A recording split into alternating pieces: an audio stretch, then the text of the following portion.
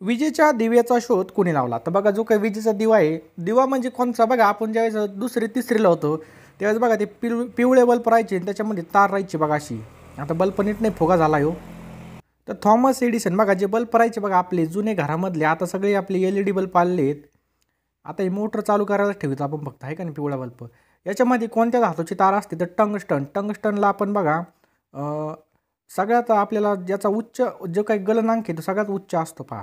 आणि मित्रांनो टंगस्टन हे बघा याच्यामध्ये नसतं बघा. इस्त्रीमध्ये धातू जे काही गरम करण्यासाठी आपण जे काही शेगडी वापरतो त्याच्यामध्ये टंगस्टन नसतं, त्याच्यामध्ये नायक्रोम असतं मित्रांनो, लक्षात ठेवायचं आहे नायक्रोम. तर विजेच्या दिव्याचा शोध कोणी लावलेला आहे सगळ्यांनी लक्ष द्या. थॉमस एडिसनने या ठिकाणी विजेच्या दिव्याचा या ठिकाणी शोध लावलेला. कोणी? थॉमस एडिसन यांनी. त्याचबरोबर फिल्म फोनोग्राफ त्याच्यानंतर ग्राहामच्या फोनमधील सुधारणा हे बरेच शोध बघा यांनी लावलेले थॉमस एडिसन यांनी. नेक्स्ट बघा ऊर्जा सापेक्षतेचा सिद्धांत कोणी मांडला? जी काय ऊर्जा आहे त्याची जी काय सापेक्षता आहे याचा सिद्धांत कोणी मांडला? तर याचं उत्तर आहे बघा आईन्स्टाईननीच बघा या ठिकाणी याचा शोध लावलेला आहे बघा. सापेक्षताचा जो काही सिद्धांत आहे मित्रांनो यांनी कधी लावला होता? 1905ला लावला होता. हे पण लक्षात ठेवायचं आहे. 1905ला 30 जून 1905ला याचा शोध लागला होता बरोबर. आणि भौतिकशास्त्रामध्ये अल्बर्ट आईन्स्टाईन, लक्षात ठेवा अल्बर्ट आईन्स्टाईन यांनीच बघा याचा शोध लावलेला आहे. ऑप्शन क्रमांक या ठिकाणी बघा आईन्स्टाईन, लक्षात ठेवा. यांचं सूत्र मी तुम्हाला सांगितलं. आणि मित्रांनो याच सिद्धांतांच्या आधारे जे काही अणुबॉम्ब आहे आणि त्याची जी काय अणुऊर्जा आहे ती सुद्धा तयार झालेली. अगला क्वेश्चन आपके स्क्रीन के ऊपर ये रहा. इलेक्ट्रॉनचा शोध हा कोणी लावला? आता एकदम सोपा प्रश्न आहे पहा. हा आपण बघा हे सगळे बघा आपण 5वी 6वी 7वी 8वी हायस्कूलला असताना हे प्रश्न बघितलेले आहेत. तर इलेक्ट्रॉनचा शोध लावलेला आहे जे थॉम्सन यांनी, लक्षात ठेवा जे थॉम्सन यांनी इलेक्ट्रॉनचा शोध लावलेला आहे. आपल्याला लक्षात ठेवायचं आहे मित्रांनो. आणि प्रोटॉनचा शोध कोणी लावलेला आहे तर गोल्ड स्टीव यांनी प्रोटॉनचा शोध लावला. न्यूट्रॉनचा जो काही शोध आहे मित्रांनो तो चॅडविकने लावलेला आहे, लक्षात ठेवायचा आहे. जेम्स चॅडविक यांनी कसा शोध लावलेला आहे तर न्यूट्रॉन, लक्षात ठेवायचा आपल्याला कसा शब्द आहे तो न्यूट्रॉनचा शोध लावलेला आहे. कोणी? जेम्स चॅडविक यांनी. आणि इलेक्ट्रॉनचा कोणी लावलेला आहे जे थॉम्सन यांनी लावलेला आहे. न्यूटनने आपल्या सगळ्याला माहिती आहे काय केलं आहे, जे काही त्यांच्या डोक्यात सफरचंद पडलं होतं त्यानुसार त्यांनी न्यूटनचे नियम सांगितलेले आहेत. हे पण आपल्याला गुरुत्वाकर्षण. शून्याचा शोध कोणी लावला? सर्वांना माहिती आहे बघा शून्याचा शोध लावलेला आहे आर्यभट्ट यांनी लावलेला, लक्षात ठेवा आर्यभट्ट यांनी, लक्षात ठेवायचं आहे. थॉमस एडिसन यांनी विद्युत दिव्याचा शोध लावला होता. न्यूटन यांनी बघा काय केलं आहे, न्यूटन यांनी जे काही गतिविषयक नियम आहे गुरुत्वीय बलाचे नियम आहे त्याचबरोबर प्रिझमचा शोध, दुर्बिणीचा जो काही दुर्बीण आहे त्या दुर्बिणीचा जो काही शोध आहे मित्रांनो हा सुद्धा यांनीच लावलेला आहे. आणि कॅल्क्युलसचा जो काही जनक आहे तो सुद्धा न्यूटन आहे बघा. आर्यभट्ट कोण होते? महान गणिततज्ञ आणि खगोलशास्त्रज्ञ सुद्धा होते. आणि मित्रांनो हा सुद्धा प्रश्न बऱ्याच वेळेस विचारला आहे. तर भारताने बघा सर्वप्रथम जो काही आपला सॅटेलाईट पाठवला होता 1975 साली, त्या सॅटेलाईटचं नाव सुद्धा बघा आर्यभट्ट होतं, लक्षात ठेवायचं. जो काय आपला उपग्रह होता उपग्रह तो सुद्धा आर्यभट्ट या नावानेच प्रसिद्ध आहे, लक्षात ठेवायचं आहे. आणि आर्यभट्ट यांचा ग्रंथसुद्धा लक्षात ठेवा बघा आर्यभटीयन, लक्षात ठेवा कोणता आहे आर्यभटीय, हा त्यांचा काय बघा प्रसिद्ध ग्रंथ आहे, लक्षात ठेवा. पुढचा प्रश्न एकदम सोपा आहे बघा. पेनिसिलिन काय बघा पेन्सिल नाही तर पेनिसिलिन या औषधाचा शोध खालीलपैकी कोणत्या शास्त्रज्ञांनी लावला? तर मित्रांनो हा जर व्हिडिओ तुम्हाला आवडत असेल आणि अशाच प्रकारचे तुम्हाला व्हिडिओ पाहिजे असतील इंटरेस्टिंग फिक्स मार्क देणारे तर आपलं चॅनल लगेच सबस्क्राईब करा मित्रांनो. काही मित्र फक्त बघतात पण सबस्क्राईब करत नाही. मित्रांनो सबस्क्राईब करून ठेवा. तुम्ही इंस्टाग्रामला बघा कोणाकोणाला फॉलो केलेलं आहे त्यांच्यापासून तुम्हाला 0% लाभ आहे. परंतु या ठिकाणी जर तुम्ही एज्युकेशनल कॉन्टेंट ज्याच्यापासून आपल्याला ज्ञान भेटतं तेच सबस्क्राईब केलं नाही तर काही फायदा होणार नाही मित्रांनो. एक मार्क तुमच्यासाठी महत्त्वाचं असतं. तुम्ही जेवताना खाताना बसताना उठताना सगळं करताना आपले व्हिडिओ पहा जेणेकरून बघा तुम्हाला या ठिकाणी फिक्समध्ये मार्क भेटतील. आता बघा हा प्रश्नसुद्धा भरपूर वेळा पेपरला विचारलेला आहे. पेनिसिलिन या औषधाचा शोध कोणी लावला? तर कोणी लावला आहे? अलेक्झांडर फ्लेमिंग यांनी बघा पेनिसिलिन हे जे काही औषध आहे या औषधाचा शोध लावलेला आहे. हे पण आपल्याला लक्षात ठेवायचं आहे. पेनिसिलिन हे बघा पहिले अँटीबायोटिक्स होतं बघा, त्याला आपण प्रतिजैविकसुद्धा म्हणतो आणि ते आजसुद्धा वापरलं जातं पेनिसिलिन. आलं लक्षात? अलेक्झांडर फ्लेमिंग यांनी पेनिसिलिन या औषधाचा शोध लावलेला आहे बरोबर. पुढचा प्रश्न आपके स्क्रीन के ऊपर वर्गीस कुरियन काय प्रश्न आहे बघा. हे नाव कशाशी संबंधित आहे? वर्गीस कुरियन. चला द्या उत्तर, आपल्याला 3 सेकंद मिळतील. तर मित्रांनो वर्गीस कुरियन हे जे काही नाव आहे हे धवल क्रांती ऑप्शन क्रमांक 4 धवल क्रांती या संदर्भामध्ये बघा वर्गीस कुरियन हे धवल क्रांतीचे जनक होते, लक्षात ठेवायचं आहे. आणि यांनी काय केलं होतं, जे काही अमूल कंपनी आहे या माध्यमामधून यांनी कार्य केलं होतं. कोणती कंपनी? अमूल. जे आपण बघा आता जे काही आपली आईस्क्रीम असती त्यावर अमूल दूध हे नाव लिहिलेलं असतं बघा. अमूल या कंपनीमार्फत त्यांनी काम केलं होतं. पुढचा प्रश्न आपकी स्क्रीन के ऊपर बघू शकता. अतिशय महत्त्वाचा प्रश्न आहे आणि सगळ्यांना याचं उत्तर पण येत असेल. 28 फेब्रुवारी हा जो काही दिवस आहे राष्ट्रीय विज्ञान दिन म्हणून कोणत्या शास्त्रज्ञाच्या स्मरणार्थ साजरा केला जातो? स्मरणार्थ साजरा केला जातो. तर लक्षात ठेवा सगळ्यांनी, 28 फेब्रुवारी हा ऑप्शन्स क्रमांक आहे डॉक्टर चंद्रशेखर वेंकट रमन. त्यांनाच आपण म्हणतो बघा CV रमन. लक्षात ठेवा, त्यांना आपण काय म्हणतो? CV रमन. आलं लक्षात? यांना बघा या ठिकाणी जर पाहिलं तर चंद्रशेखर वेंकट रमन यांनी काय केलं होतं, 28 फेब्रुवारी, लक्षात ठेवायचं आपल्याला, 28 फेब्रुवारी 1928 या ठिकाणी साल पण लक्षात ठेवायचं आहे. 28 फेब्रुवारी 1928ला काय केलं होतं, प्रकाशाचं जे काही अपस्करण आहे हे जे काही संशोधन आहे ते प्रकाशित केलं होतं. त्याचमुळे बघा 28 फेब्रुवारी हा जो काही दिवस आहे हा राष्ट्रीय विज्ञान दिन म्हणून साजरा केला जातो. लक्षात ठेवा. आणि राष्ट्रीय तंत्रज्ञान दिवस कधी असतो तर 11 मेला असतो. हे पण आपल्याला लक्षात ठेवायचं, कधी असतो? 11 मेला असतो. पुढचा प्रश्न आपके स्क्रीन के ऊपर पहा. नेक्स्ट आहे बघा न्यूरोलॉजी. न्यूरोलॉजी ही जी काही विज्ञानाची शाखा आहे कोणत्या विषयाशी निगडीत आहे? तर मित्रांनो व्हिडिओला नक्की एक लाईक करा. कमीत कमी मित्रांनो आत्ताच लगेच तुम्ही 2 सेकंद वेळ काढून आपल्या 5 व्हॉट्सअप ग्रुपला तरी नक्की हा व्हिडिओ शेअर करा. जे कोणी पोलीस भरती तसेच सरळ सेवेची तयारी करत असेल, तसेच स्पर्धा परीक्षेचा अभ्यास करत असेल, सगळ्यांना हा व्हिडिओ शेअर करा. सगळ्यांसाठी अत्यंत महत्त्वाचे या ठिकाणी नोट्स मी या व्हिडिओच्या माध्यमातून सांगितलेले आहेत. कमीत कमी 5 व्हिडिओला तरी या ठिकाणी शेअर करा, कारण की शेअर केल्यावर कळन की माझी मेहनत 100% काम करते. तसंच मित्रांनो व्हिडिओला सुद्धा नक्कीच एक लाईक करा. बघा आजच्या व्हिडिओचं लाईकचं टार्गेट फक्त 500 लाईक ठेव मित्रांनो. 500 लाईक तुम्ही नक्कीच कंप्लीट करणार. फक्त तुम्हाला अंगठा टच करायचा आहे मित्रांनो. याने भरपूर मला मोठा फरक पडतो. त्यामुळे तुम्ही नक्कीच एक अंगठा टच करा. तुम्हाला फक्त अंगठा टच करायचा आहे, बाकी जास्त काहीच करायचं नाही. ओके, सर्वांनी केलं मी आशा धरतो, कारण की काही ना काही दिल्याशिवाय आपल्याला काही ना काही भेटत नसतं मित्रांनो. बरोबर आहे की नाही? कोणतीच गोष्ट फुकट घेऊ नये, काही ना काही त्यांचा मोबदला दिला पाहिजे. तोच मोबदला मित्रांनो तुमच्या लाईकच्या माध्यमामधून मला मिळणार आहे.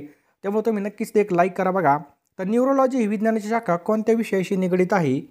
तर चेतासंस्थेचा अभ्यास. लक्षात ठेवायचा ऑप्शन क्रमांक 2 चेतासंस्थेचा अभ्यास. लक्षात ठेवायचं आपल्याला. हाडांच्या अभ्यासाला काय म्हटलं जातं? तर लक्षात ठेवा मित्रांनो ऑस्ट्रिओलॉजी. लक्षात ठेवायचं आहे, ऑस्ट्रिओलॉजीला हाडांचा अभ्यास असं म्हटलं जातं. त्याचबरोबर दातांच्या अभ्यासाला काय म्हटलं जातं? तर बघा ऑन्टॉलॉजी हे दातांच्या अभ्यासाला म्हटलं जातं. त्याचबरोबर या ठिकाणी जर पाहिलं प्रसूतीशास्त्राचा जो काय अभ्यास आहे याला गायनॉकॉलॉजी असं म्हटलं जातं. लक्षात ठेवायचं आहे, गायनॉकॉलॉजी. सगळं महत्त्वाचं आहे मित्रांनो हे. पुढचा प्रश्न आहे मित्रांनो, ॲस्ट्रॉनॉमी ही जी काही संस्था आहे खालीलपैकी कशाच्या अभ्यासाशी संबंधित आहे? कोणती? ॲस्ट्रॉनॉमी. तर मित्रांनो ही जी काही ॲस्ट्रॉनॉमी संस्था आहे ही कशाच्या अभ्यासाशी निगडीत आहे? तर ग्रह तारे. लक्षात ठेवा मित्रांनो, ग्रह ताऱ्याच्या अभ्यासाशी संदर्भामध्ये लक्षात ठेवायचं आपल्याला. त्याचबरोबर आपण बघितलं हाडाचा. त्याच्यानंतर हवामानाचा अभ्यासाला म्हणतात बघा मित्रांनो मेटेरिओलॉजी. लक्षात ठेवायचं आहे, मेटेरिओलॉजी हवामानाच्या अभ्यासाला. पुढचा प्रश्न बघा, अनुवांशिकतेचा जो काही सिद्धांत आहे हा खालीलपैकी कोणी मांडला? काय प्रश्न आहे पहा. अनुवांशिकतेचा जो काही सिद्धांत आहे हा कोणी मांडला? तर मेंडेलनी मांडला मित्रांनो. या ठिकाणी बघा मेंडेल यांनी अनुवांशिकतेचा सिद्धांत मांडला. जॉन मेंडेल यांनी बघा अनुवांशिकतेचा सिद्धांत मांडलेला आहे. त्यांनी काय केलं होतं, वाटाण्याच्या झाडावर केलेल्या प्रयोगामधून हा सिद्धांत मांडलेला आहे. याचं जर उदाहरण पाहिलं, जर वडिलांना जर टकलं असेल तर आपल्या मुलाला सुद्धा टक्कल पाडण्याची बघा शक्यता असते, असं त्यांनी या ठिकाणी दाखवून दिलं होतं. बरोबर. मेंडेल यांनी काय केलं होतं, अनुवांशिकतेचा शोध लावला. बरोबर. आणि मेंडेलिव्हनी कशा शोध लावला मित्रांनो? मेंडेलिव्हनी या ठिकाणी जर पाहिलं तर आधुनिक आवर्त सारणी. हे सगळं आपण शाळेत असताना केलेलं आहे, परंतु आपल्या काय डोक्यात बसलं नसेल. परंतु मी पुन्हा सांगतो, मेंडेलिव्हनी बघा मित्रांनो आधुनिक आवर्त सारणी या ठिकाणी याचा शोध लावला. आवर्त सारणी. बरोबर. त्याचबरोबर लँडमार्कने कशा शोध लावला होता? तर इंद्रियाचा वापर करण्याचा जो काही सिद्धांत आहे, जे काही आपले इंद्रिय आहे त्याचा वापर करण्याचा सिद्धांत कोण दिलेला आहे आपल्याला? लँडमार्कने दिलेला आहे. बरोबर.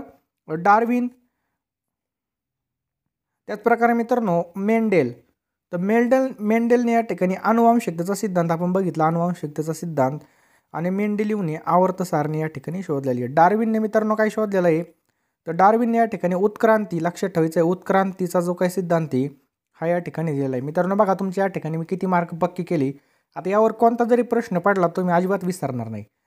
पुढचा प्रश्न आपके स्क्रीन के ऊपर, न्यूट्रॉनचा शोध हा कोणी लावला? न्यूट्रॉनचा शोध मित्रांनो जेम्स चॅडविकने लावलेला आहे. कोणी? James Chadwick. ऑप्शन क्रमांक 1 आपला उत्तर होईल जेम्स चॅडविक. आणि प्रोटॉनचा शोध मित्रांनो कोणी लावलेला आहे लक्षात ठेवा, प्रोटॉन. तर गोल्डस्टीन यांनी प्रोटॉनचा शोध लावला. न्यूट्रॉनचा लावला जेम्स चॅडविक. आणि जे काही प्रोटॉन असतं, प्रोटॉनचा शोध मित्रांनो या ठिकाणी गोल्डस्टीनने लावलेला आहे. न्यूट्रॉनचा बघितला आपण कोण लावला, चॅडविकने लावलेला आहे. इलेक्ट्रॉनचा कोणी लावलेला आहे, जे थॉम्सनने इलेक्ट्रॉनचा लावलेला आहे. पॉझिट्रॉनचा शोध मित्रांनो अँडरसनने लावलेला आहे, बरोबर. आणि ऑक्सिजनचा शोध मित्रांनो प्रिस्टली, हा शब्द लक्षात ठेवायचा आपल्याला, कोण लावलेला आहे, प्रिस्टली. विमानाचा शोध खालीलपैकी कोणी लावला. तर विमानाचा शोध लक्षात ठेवा कोणी लावला, राईट बंधून या ठिकाणी. बघा 3री 4थीलाच आपल्याला याचं उत्तर भेटलेलं आहे. राईट बंधून या ठिकाणी लावलेला आहे. लक्षात ठेवा विमानाचा शोध कधी लावला बघा, 1903 मध्येच बघा विमानाचा शोध लागला होता. 1903 मध्येच. देश कुठं तर बघा अमेरिकामध्ये याचा शोध लागला होता. लक्षात ठेवायचं आपल्याला, अमेरिका. अमेरिकेचे राष्ट्रपती कोण आहेत, जो बायडन आहेत. लक्षात ठेवायचं आपल्याला, जो बायडन नाना, बरोबर. संशोधक कोण होते तर राईट बंधू. नेक्स्ट पहा, कोणत्या शास्त्रज्ञाने 1949 साली सर्वेक्षणाचं तंत्र विकसित केलं होतं. कधी 1949ला सर्वेक्षणाचं जे काही तंत्र आहे ते विकसित केलं होतं. कोणता शास्त्रज्ञ आहे ती, तर गार्डन विली. ऑप्शन क्रमांक 1 गार्डन विलीने या ठिकाणी हे विकसित केलं होतं. कशाचं, तर जे काही सर्वेक्षण आहे ते सर्वेक्षणाचं तंत्र. आणि याचा शोध बघा 1949ला लागला होता. आणि याचा उपयोग मित्रांनो तुम्ही म्हणता मग शोध लावला, पण याचा उपयोग काय आहे, तर उपयोग याचा इतिहासामध्ये जे काही संशोधन आहे त्याचं संशोधन करण्यासाठी त्याचा शोध लागला होता, इतिहासामध्ये संशोधनासाठी. पुढचा प्रश्न आहे मित्रांनो, 1859 रोजी चार्ल्स डार्विनने टिंब या ग्रंथामध्ये उत्क्रांतीचा सिद्धांत मांडला होता. आता एकदम सोपा क्वेश्चन बघा, उत्क्रांतीचा सिद्धांत तर कोणत्या ग्रंथामध्ये मांडला होता असं विचारलं आपल्याला, तर ओरिजिन ऑफ द स्पीसीज, बरोबर आहे सगळ्यांचं. ओरिजिन ऑफ द स्पीसीस या ग्रंथामध्ये मित्रांनो या ठिकाणी सिद्धांत मांडला होता, बरोबर. Origin of species. त्यांनी बघा निसर्गामध्ये बळी तो कानपळी असा सिद्धांत मांडला होता. कसा, बळी तो कानपळी. माणसाची निर्मिती बघा हे काय म्हणले, माकडापासून झालेली असा त्यांनी दावा केला होता. लक्षात ठेवा. आणि डार्विननेच बघा उत्क्रांतीचा सिद्धांत म्हणून या ठिकाणी त्याला ओळखलं जातं. नेक्स्ट बघा, कागदाचा शोध कुठं लागला, तर जे काय कागद आहे मित्रांनो याचा शोध लागला होता चायनीज देशामध्ये. लक्षात ठेवा ऑप्शन क्रमांक 2 चायनीजमध्ये लागला होता. आणि मित्रांनो कागदाचा शोध हा सुमारे 2000 वर्षापूर्वीच लागला होता. कधी, 2000 वर्षापूर्वीच लागला होता, चीनमध्ये लागला होता. त्याआधी बघा ताम्रपत्राचा, जे काही ताम्रपत्र होते बघा, त्या ताम्रपत्राचा या ठिकाणी वापर केला होता. लक्षात ठेवा ताम्रपत्र याचा वापर केला जात होता, ताम्रपत्राचा, बरोबर. चीनमध्ये काय काय शोध लागले लक्षात ठेवा मित्रांनो, कागदाचा त्यांनीच लावला, छापाई यंत्रसुद्धा त्यांनी लावलं होतं, बंदुकीची दारूसुद्धा त्यांनी शोधली होती, दिशा यंत्रसुद्धा जे काय बघा ते सुद्धा या ठिकाणी त्यांनी केलं होतं. आणि दारूसुद्धा बघा त्यांनी शोधली होती. परंतु या ठिकाणी भारतामध्ये पण हातभट्टी असते बघा, ती गावाकडे असते, ती आपण शोधली असं हातभट्टी. सरमाडी, आमच्याकडे सरमाडी म्हणतात त्याला. लक्षात ठेवा सरमाडी म्हणजे पेची दारू म्हणतो, हे दारूगोळा वेगळा आहे. आपला दारूगोळा कशामध्ये, लढाईमध्ये युद्धामध्ये वापरला तो दारूगोळा वेगळा, आणि आपली दारू इकडची वेगळी, हे पण लक्षात ठेवा. नाही तर म्हणतात ती त्याच्यात कसं काय दारू वाचायची. पुढचा प्रश्न आहे बघा, सुप्रसिद्ध अणुसिद्धांत कोणत्या शास्त्रज्ञाने मांडला होता, अणुचा सिद्धांत. तर मित्रांनो लक्षात ठेवा जॉन डाल्टनने या ठिकाणी मित्रांनो सुप्रसिद्ध अणुसिद्धांत मांडला होता. लक्षात ठेवा जॉन डाल्टननी, बरोबर. अणुसिद्धांतलाच ॲटॉमिक थिअरी म्हणून सुद्धा ओळखलं जातं. अणु म्हणजे काय, लहानात लहान कण. बघा अतिशय लहानात लहान कणाला काय म्हणतात, अणु असं म्हणतात. आणि त्यांनी अणूंना संज्ञा म्हणून या ठिकाणी चिन्हसुद्धा वापरले होते, बरोबर. मित्रांनो कणाद महर्षी यांनी काय केलं होतं, अणूंना परमाणू हे नाव दिलं होतं. कोणी, कणाद महर्षी यांनी अणूंना परमाणू हे नाव दिलं होतं, परमाणू. हे पण लक्षात ठेवायचं आपल्याला. जे थॉम्सन यांनी बघा अणूमध्ये प्रोटॉन आणि न्यूट्रॉन असतात हे सांगितलं होतं. रुदरफोर्डने काय सांगितलं होतं, अणूंची जी काय ग्रहगोलीय प्रतिमा आहे ते त्यांनी सांगितलं होतं. आणि निल्स बोर, कोण बघा, निल्स बोर यांनी काय सांगितलं, केंद्रकाभोवतालची जी काय कक्षा आहे त्याला बघा KLMN असा त्यांनी सिद्धांत दिला होता, KLMN. पुढचा प्रश्न मित्रांनो, द्रव्य ज्या अविभाज्य, काय प्रश्न आहे बघा, द्रव्य ज्या अविभाज्य कणांनी बनलेला असतो त्यांना परमाणू म्हणतात असं भारतीय तत्त्वज्ञान टिंब यांनी सांगितलं होतं. कुणी सांगितलं होतं, तर कणाद यांनी हे सांगितलं होतं. लक्षात ठेवायचं आपल्याला, कणाद यांनी हे सांगितलं होतं. कोणी, कणाद यांनी हे सांगितलं होतं. लक्षात ठेवा द्रव्य ज्या अविभाज्य कणांनी बनलेलं असतं त्याला परमाणू असं नाव कणाद महर्षी यांनी दिलं होतं. प्राचीन इतिहासामधील कणाद महर्षी महान तत्त्वज्ञानी होते. त्यांनी प्रथम बघा अणूची अप्रत्यक्ष कल्पनासुद्धा यांनीच मांडली होती. कोणी? कणाद यांनी, महर्षी कणाद यांनी. लक्षात ठेवा. आर्यभट्ट आपल्या सगळ्याला माहिती बघा हे महान गणिततज्ञ आणि खगोलशास्त्रज्ञ होते. पृथ्वी आणि इतर ग्रहाभोवती फिरतात असं यांनी सुद्धा सांगितलं होतं. आणि जो काही पहिला उपग्रह होता, मी तुम्हाला सुरुवातीला पण सांगितलं, हा प्रश्न वारंवार विचारलेला आहे. 1975 अवकाशामध्ये सोडला होता आणि यालाच काय दिलं होतं नाव बघा, आर्यभट्ट हे नाव दिलं होतं. 1975 सोडला होता आणि आर्यभट्ट हे नाव देण्यात आलं होतं. पुढचा प्रश्न आहे मित्रांनो, जहाज. बघा जहाजामध्ये तुम्ही बसले. नमस्कार मित्रांनो, या व्हिडिओमध्ये बघा आपण काही विज्ञानाचे तांत्रिक प्रश्न डिस्कस करणार आहे. ते बघा जिल्हा परिषद, आरोग्यसेवक, पोलीस भरती सगळ्यांसाठी महत्त्वाचे आहेत. सगळ्यांनी व्हिडिओ शेवटपर्यंत बघायचा आहे. बघा प्रश्न काय बघला, किण्वन हा रिकामी जागाचा प्रकार आहे. किण्वन हा डॅशचा प्रकार आहे. राईट आन्सर बघा किण्वन हा बघा विनाक्षी श्वसनाचा प्रकार आहे. लक्षात ठेवा, विनाक्षी श्वसन. अहरित वनस्पती डॅश असतात. अहरित वनस्पती खालीलपैकी कशा असतात? राईट आन्सर बघा ऑप्शन्स क्रमांक बी. अहरित वनस्पती बघा परपोषी असतात. कशा असतात? परपोषी. लक्षात ठेवा, परपोषी. सौर ऊर्जा बघा डॅशच्या स्वरूपामध्ये असते. सौर ऊर्जा आपल्याला डॅशच्या स्वरूपामध्ये आढळते. राईट आन्सर बघा याचं ऑप्शन्स क्रमांक बी. विद्युत चुंबकीय प्रारणांच्या. लक्षात ठेवा, विद्युत चुंबकीय प्रारणांच्या. 10 नंबरचा प्रश्न बघा, बटाट्यांना मोड येऊ नये म्हणून त्यावर कोणत्या प्रारणांचा मारा करतात? बटाट्याला मोड येऊ नये म्हणून त्यावरती कोणत्या प्रारणांचा मारा करतात? राईट आन्सर बघा ऑप्शन्स क्रमांक सी. गामा किरणांचा त्यावरती काय करतात? मारा करतात. कोणत्या? गामा. पुढचा प्रश्न बघा, जीवभू रसायन चक्रामध्ये कार्बनचं प्रमाण डॅश इतकं आहे. जीवभू रसायन प्रमाणामध्ये जे काही कार्बनचं प्रमाण आहे ते किती आहे? राईट आन्सर आहे ऑप्शन्स क्रमांक ए. 0.03% इतकं काय बघा कार्बनचं प्रमाण आहे जीवभू रसायन चक्रामध्ये. 13 नंबरचा प्रश्न बघा, खालीलपैकी कोणती वनस्पती टेरिडोफायटा या संवहनी वनस्पती वर्गामध्ये येत नाही? खालीलपैकी कोणती वनस्पती टेरिडोफायटा या संवहनी वनस्पती वर्गामध्ये येत नाही? राईट आन्सर आहे बघा कोणती वनस्पती ती? ऑप्शन्स क्रमांक बी. मुसी वनस्पती. कोणती? मुसी. मानव हा पालेभाज्यामधील सेल्युलोज पचवू शकत नाही कारण डॅश हे विकर त्याच्या जठरामध्ये नसतं. मानव बघा पालेभाज्यामधील सेल्युलोज पचवू शकत नाही कारण त्याच्या जठरामध्ये कोणतं विकर असतं? तर राईट आन्सर आहे बघा ऑप्शन्स क्रमांक ए. सेल्युलोज हे विकर बघा त्याच्या जठरामध्ये नसतं. कोणतं? सेल्युलोज. 15 नंबरचा प्रश्न बघा, पाण्याची घनता डॅशला उच्चतम असते. पाण्याची घनता डॅशला उच्चतम असते. एकदम IMP प्रश्न आहे. राईट आन्सर आहे ऑप्शन्स क्रमांक ए. 4 डिग्री सेल्सिअसला बघा पाण्याची घनता सर्वात जास्त असते म्हणजे उच्चतम असते. 16 नंबरचा प्रश्न बघा, आधुनिक जैव तंत्रज्ञान डॅश पातळीवर कार्यरत आहे. लक्षात ठेवा, कार्य करते किंवा कार्यरत असते. आधुनिक जैव तंत्रज्ञान. राईट आन्सर आहे बघा ऑप्शन्स क्रमांक सी. रेणू. तर बघा जे काय आधुनिक जैव तंत्रज्ञान आहे हे रेणू पातळीवर काय असतं? कार्यरत असतं. डोळ्याच्या कर्करोगाच्या उपचारासाठी भाभा अणुसंशोधन केंद्राने कोणत्या प्रकारचा प्रकाश स्रोत तयार केलेला आहे? राईट आन्सर आहे बघा ऑप्शन्स क्रमांक ए.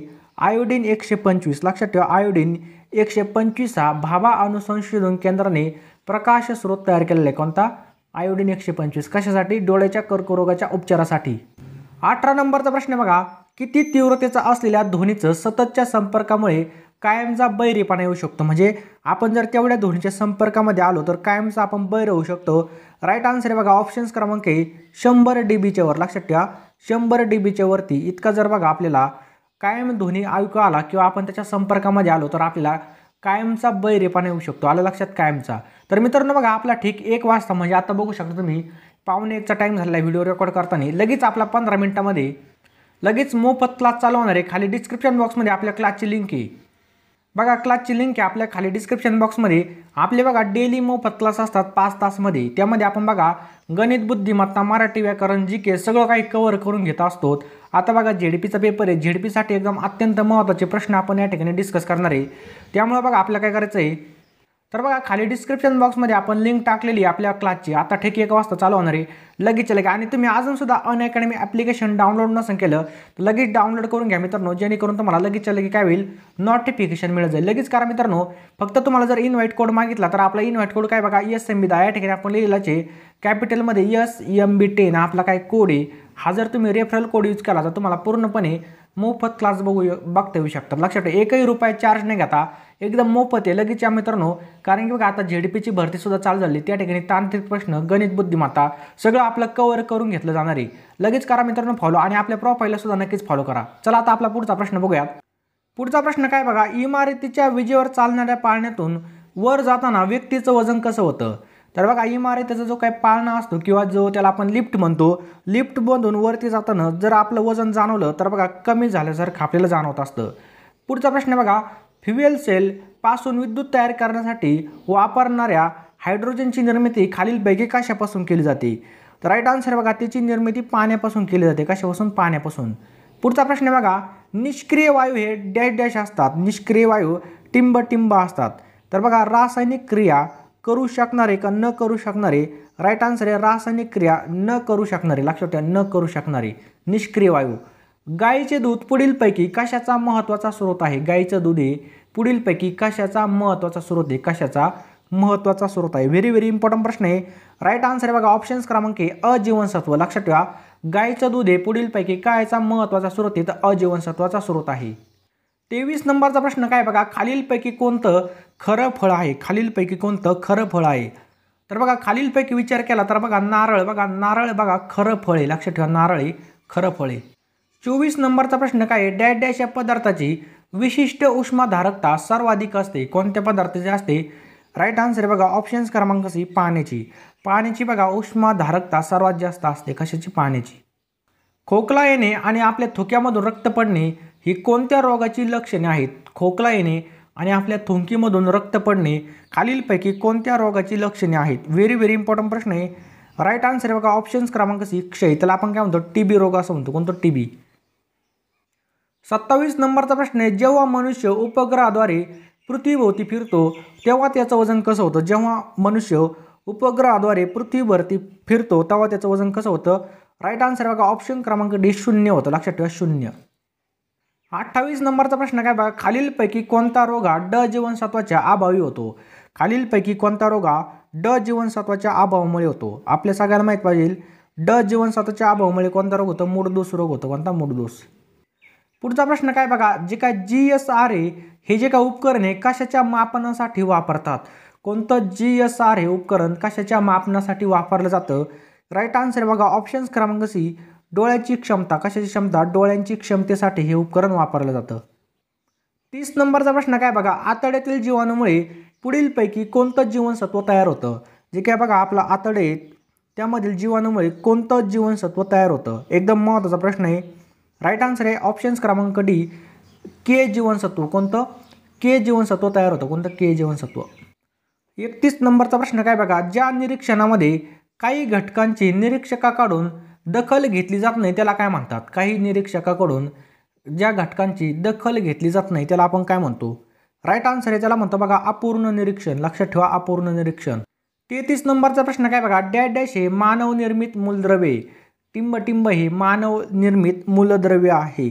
तर बघा प्लुटोनियम हे जे काय हे मानव निर्मित मूलद्रव्य आहे। कोणतं? प्लुटोनियम। 34 नंबरचा प्रश्न आहे बघा, पृथ्वीवरील वातावरणाची उंची सुमारे डॅश डॅश किलोमीटर इतकी। पृथ्वीवरील वातावरणाची उंची किती आहे? 750 किलोमीटर इतकी। लक्षात ठेवा 750 किलोमीटर इतकी। 35 नंबरचा प्रश्न आहे, मानवी शरीरातील सर्वात मोठी ग्रंथी कोणती? आपल्या शरीरामधील सर्वात मोठी ग्रंथी कोणती आहे? आपल्या सगळ्यांना माहिती आहे ऑप्शन क्रमांक बी यकृत। लक्षात ठेवा यकृत, त्याला आपण काय म्हणतो? लिव्हर। 36 नंबरचा प्रश्न आहे बघा, खालीलपैकी भरपूर प्रमाणामध्ये अजीवनसत्व देणारा पदार्थ कोणता? खालीलपैकी भरपूर प्रमाणामध्ये अजीवनसत्व देणारा पदार्थ कोणता आहे? राईट आन्सर आहे ऑप्शन्स क्रमांक बी गाजर। हा बघा गाजर भरपूर प्रमाणामध्ये अजीवनसत्व देणारा पदार्थ आहे। कोणता? गाजर। जनावरांना तोंडाचे आणि पायाचे रोग मुख्यत्वे कशामुळे होतात? जनावरांना पायाचे आणि जे काही बघा तोंडाचे आणि पायाचे रोग खालीलपैकी कशामुळे होतात? राईट आन्सर आहे बघा ऑप्शन्स क्रमांक बी विषाणूमुळे होतात। लक्षात ठेवा विषाणू। खालीलपैकी कोणतं खत हे रोपांना समतोल आहार पुरवतं? खालीलपैकी कोणतं खत रोपांना समतोल आहार पुरवतं? राईट आन्सर आहे बघा कंपोस्ट खत। कोणतं खत? कंपोस्ट खत हे रोपांना काय पुरवतं? समतोल आहार पुरवतं। कसा? समतोल। पुढचा प्रश्न काय बघा, भारतामध्ये सार्वजनिक जलाशयाच्या शुद्धीकरणासाठी सामान्यतः काय वापरलं जातं? जे काही सार्वजनिक जलाशय आहे त्याच्या शुद्धीकरणासाठी आपण काय वापरतो जास्त करून? राईट आन्सर बघा क्लोरीनचा वापर केला जातो। कशाचा? क्लोरीनचा।